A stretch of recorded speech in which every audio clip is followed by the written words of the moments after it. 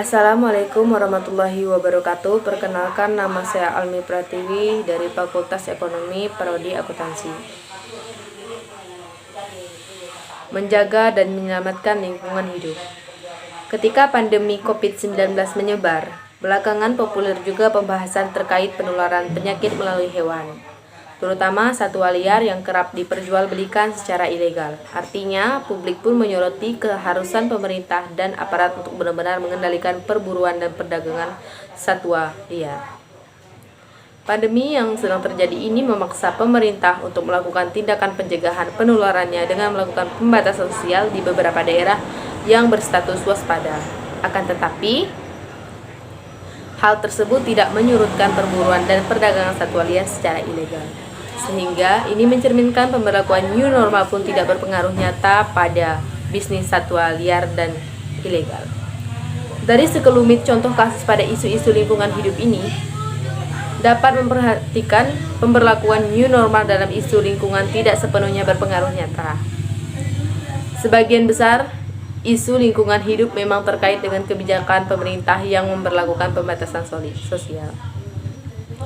Munculnya penyakit-penyakit baru pun dapat menjadi risiko tertutup apabila kita melakukan pembiaran terhadap pemburuan dan perdagangan ilegal, di mana yang dikampanyekan oleh pemerintah salah satunya ialah bekerja dari rumah, belajar dari rumah,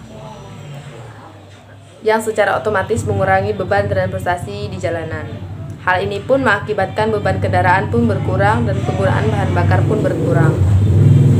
Seiring dengan beberapa hal yang telah disebutkan, pandangan penulis terkait penderitaan lingkungan hidup ada baiknya kita kurangi lebih merawat lingkungan hidup di sekitar kita. Pertama, kita mesti berdamai dengan lingkungan di sekitar kita.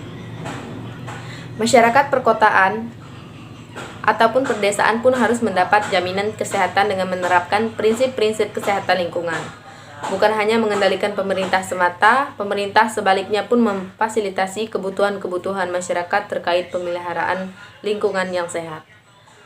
Masyarakat dapat memperoleh hal tersebut melalui tindak-tindakan budaya bersih untuk diri sendiri dan keluarga serta di sekeliling sekitar. Salah satu hal juga mesti diupayakan ialah penggunaan pupuk dan pestisida alami untuk produksi pertanian. Kebijakan pemerintah baiknya tidak hanya tentang penerapan protokol kesehatan, akan tetapi pada protokol penyelamatan lingkungan hidup yang berfungsi sebagai benteng pertahanan terhadap penyakit. Melimpahnya sumber daya alam di dalam negeri menjadi salah satu berkah tersendiri bila pemerintah berani untuk bereksplor lebih jauh manfaat dari sumber daya alam yang dimiliki. Penelitian-penelitian terkait berbagai macam obat penyakit-penyakit berbahaya seperti COVID-19 ini perlu terus didukung. Selain itu, penilaian untuk eksplor jumlah ketersediaan dalam cara budidaya tanaman-tanaman yang berguna semestinya juga diberikan perhatian yang khusus. Maka dari itu, perlindungan atas masyarakat adat menjadi salah satu hal utama di dalam konservasi keanekaragaman hayati. Sembari mendukung penelitian, pemerintah perlu menyiapkan skema penyelamatan dengan menegakkan hukum-hukum yang berhubungan dengan lingkungan hidup. Berbagai macam tindakan yang telah dijabarkan tersebut tentunya dapat dilakukan bila kita semua mau bahu-membahu memperbaiki kondisi lingkungan kita di masa new normal ini. Pemerintah tidak akan bisa bergerak sendiri bila masyarakatnya tidak mendukung kebijakannya.